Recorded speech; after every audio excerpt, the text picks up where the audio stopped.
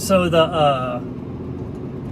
the mental plane, there's just what people call various planes of existence, are different densities or mediums of, I guess you could call it the electromagnetic field. Like the surface of the earth, all the objects resting on the surface of the earth have a continuous field. When something's pressing on something else and applying weight to it, right? Anywhere that you feel weight is this continuous field of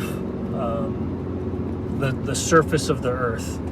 All the objects, all the grass, and things kind of move in waves like that, and we sort of exist as these like semi-detached bubbles that roll or walk along the surface.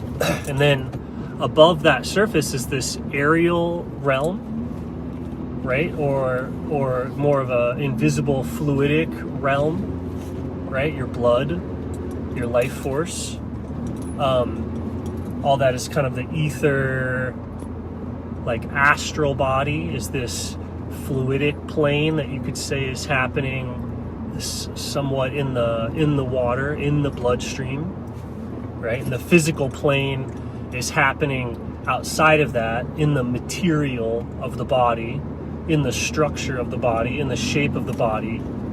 And then resting or residing on top of that structure, even as a skeleton or something like that, and flesh and tissue, is the water, which contains the circulation and the life force and the breath.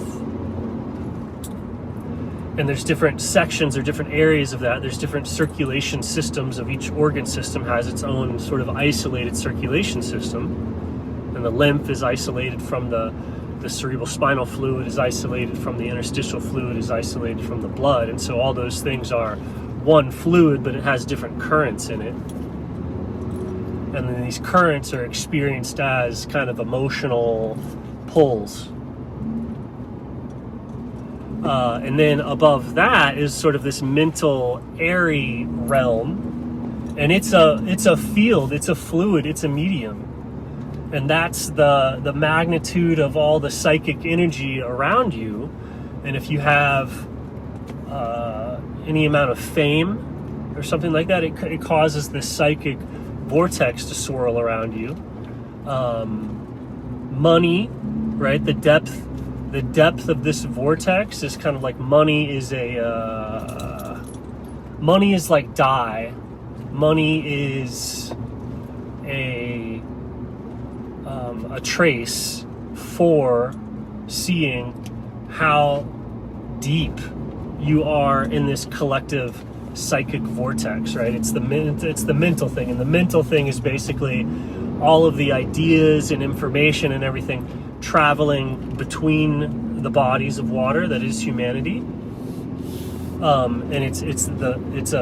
all that information travels as kind of like wave packets of words, thoughts, ideas, and those wave packets travel through the medium of the mind. And if you go, oh, that's an imaginary medium, it doesn't really exist, I would say, yes, exactly, the medium is imaginary. And so you see that the fame, your power, your influence is determined by that medium. So you have people that are kind of a vortex, and things swirl about them, stars, things like that. There's when information comes into that medium from above, it acts kind of like a waterfall to that person. So these powerful currents emanate out from them. Like at the base of a waterfall, you'll notice that at the base of a waterfall, the water is pushing out and flowing, even though it's coming from nowhere, sort of like, right? Most of the time when you're in a river and there's a current, it's like the water upstream from that river is what's pushing you downstream. But with the water in a waterfall, that water that's in the air is not really pushing on you. It's only when it's arriving with that information, it causes an outward flow in the river. So that's something you see happening around artists. And it's all one field and it's all one medium. So as you participate in it, as you engage in it, you don't really ever change it. You just go to certain locations, and if you adopt certain thoughts, which means you get into the water, get into the psychic medium in that area, you will express those patterns.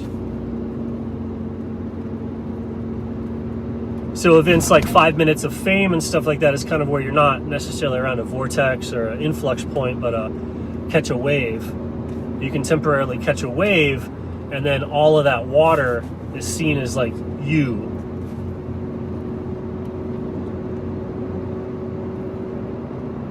And where the psychic medium, right, all the collective thoughts of humanity, when somebody is elevated up into fame, they're catching a wave in this mental field, in the psychic field.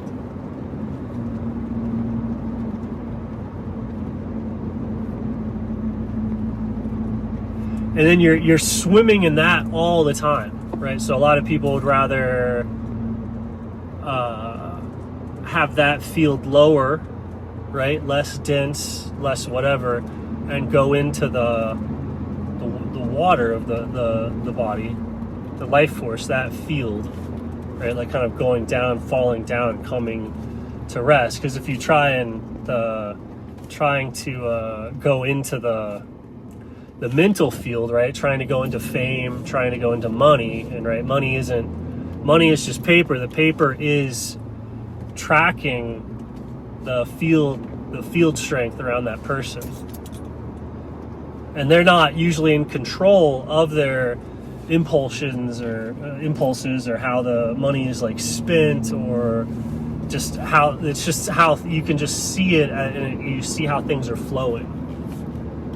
But that same power structure can happen without money, right? Just based off of notoriety, just based off of who you are. People will do what you say, things will happen around you, and that doesn't necessarily have to be made visible with money.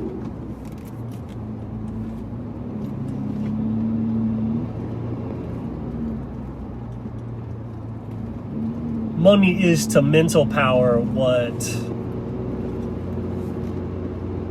smoking pot is to like imagination. It just makes it thicker, cloudier.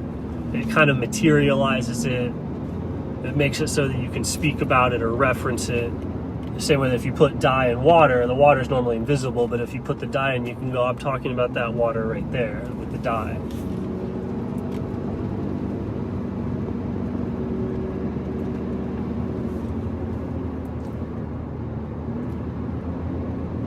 And so that's all the communication between people. And then there's communication between humanity as a whole and other worlds, other realms, other things. And that's kind of what a god is up in that star realm or whatever, where you have like a being that's communicating to humanity as a whole. We would see that as like a god.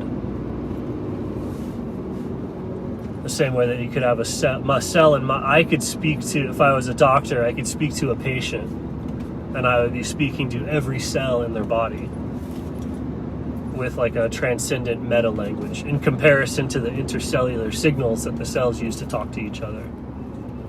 I would speak in a language that hijacks or uses or takes over all of the intercellular signaling via specialized structures that listen to that meta pattern that we would call sense organs, like my eyes and my ears, or a person's eyes and ears listens to, relatively weak signals, to be honest, right? Like I could talk or just stand in front of somebody, and that's going to cause a tremendous impact on their nervous system because of the sense organs, even though I'm not touching them or energetically disturbing them hardly at all, like barely perceptible air vibrations hitting their skin.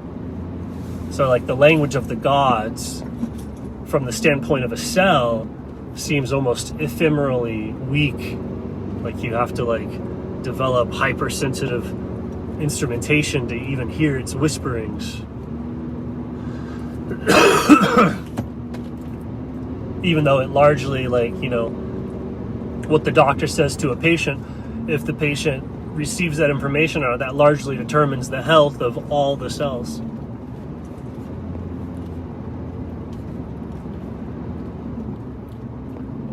And so that's just how things work, because that's how things are obviously seen to be working.